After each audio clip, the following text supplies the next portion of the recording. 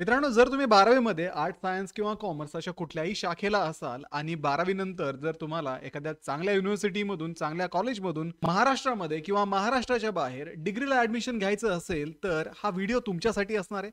कारण आजच्या व्हिडिओमध्ये आपण 12वी नंतर डिग्रीसाठी ॲडमिशन घेण्यासाठी असणारी जी CUET अंडरग्रॅज्युएट एक्झाम आहे, त्याविषयी डिटेल डिस्कस करणार आहोत.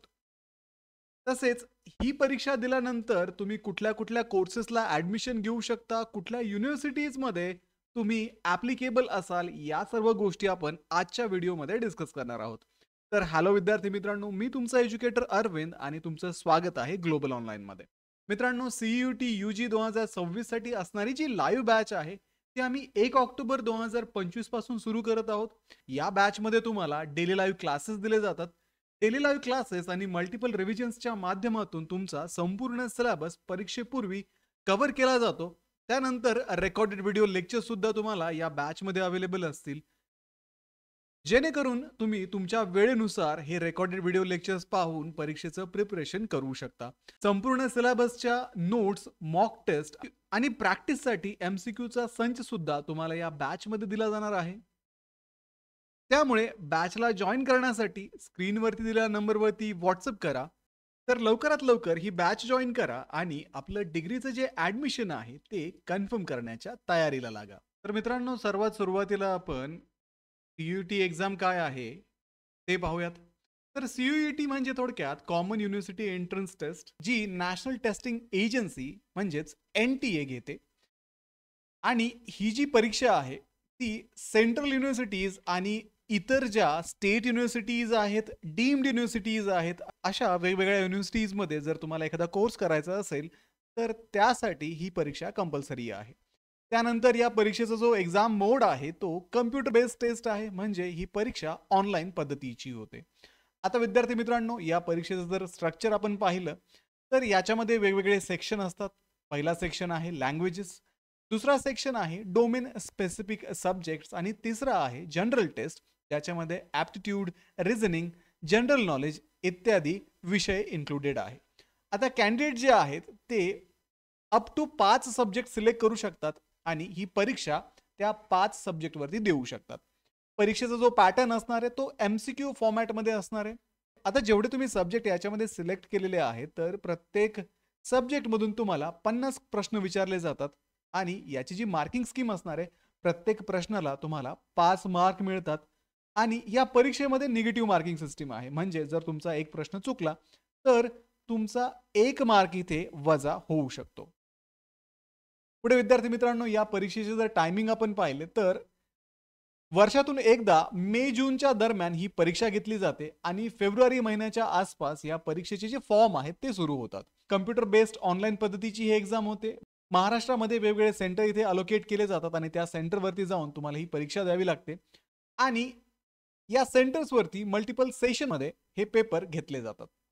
पुढे विद्यार्थी मित्रांनो, ही परीक्षा पास झाल्यानंतर कुठल्या कुठल्या कोर्सेसमध्ये तुम्ही ॲडमिशन घेऊ शकता ते आपण पाहूयात. तर विद्यार्थी मित्रांनो, जर तुम्ही सायन्समधून 12वी करत असाल किंवा सायन्समधून तुमची 12वी कंप्लीट झालेली असेल, तर BSc प्रोग्रामला तुम्ही ॲडमिशन घेऊ शकतात. BSc मध्ये वेगवेगळे जे स्पेशलायझेशन आहेत त्याच्यामध्ये तुम्ही BSc करू शकता.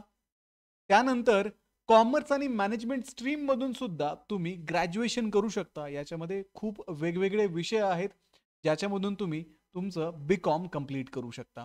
आर्ट्स अँड ह्युमॅनिटीज स्ट्रीममधून म्हणजे थोडक्यात तुम्हाला BA करायचं असेल तर CUET देऊन तुम्ही महाराष्ट्रातल्याच नव्हे तर भारतातल्या वेगवेगळ्या युनिव्हर्सिटीजमध्ये तुमचं BAचं ग्रॅज्युएशन कंप्लीट करू शकता.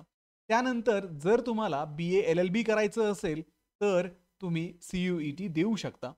तसेच इंजिनिअरिंग आणि टेक्नॉलॉजीमध्ये वेगवेगळ्या इंजिनिअरिंग आणि टेक्नॉलॉजी स्ट्रीममधून सुद्धा तुम्ही BE असेल, BTech असेल इत्यादी कोर्सेसला ॲडमिशन घेऊ शकता.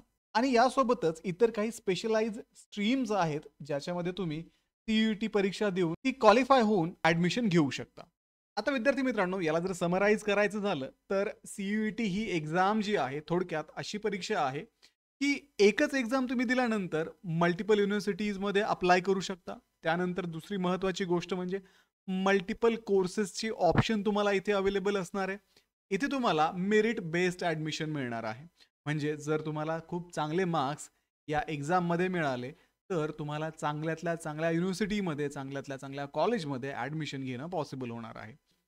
त्यानंतर वेगवेगळ्या कोर्सेससाठी ही एक्झाम ॲप्लिकेबल आहे. तुम्ही सायन्समध्ये असू द्यात, कॉमर्समध्ये असू द्यात, आर्ट्समध्ये असू द्यात किंवा तुम्हाला टेक्नॉलॉजीमध्ये एखादा कोर्स करायचा असेल, ग्रॅज्युएशन कंप्लीट करायचं असेल, बी-टेक करायचं असेल, बी करायचं असेल, तर तुम्ही सी-यू-ई-टीचा ऑप्शन नक्कीच निवडला पाहिजे.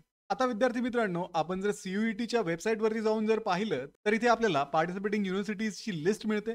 इथे आपण सेंट्रल युनिव्हर्सिटीजमध्ये पाहिलं, तर भारतामधल्या या वेगवेगळ्या युनिव्हर्सिटीज तुम्हाला मिळतात. जवळ-जवळ 49 वेगवेगळ्या युनिव्हर्सिटीजमध्ये तुम्ही ॲडमिशन घेऊ शकता. त्यानंतर स्टेट युनिव्हर्सिटीजमध्ये आपण जर पाहिलं, तर भारतातल्या वेगवेगळ्या राज्यांमधल्या या युनिव्हर्सिटीज आहेत, जिथे तुम्ही सी-यू-ई-टी एक्झाम देऊन ॲडमिशन घेऊ शकता. मित्रांनो, जर तुम्हाला डीम्ड युनिव्हर्सिटीमध्ये ॲडमिशन घ्यायचं असेल, तर डीम्ड युनिव्हर्सिटीचा ऑप्शनसुद्धा तुम्हाला इथे अवेलेबल आहे.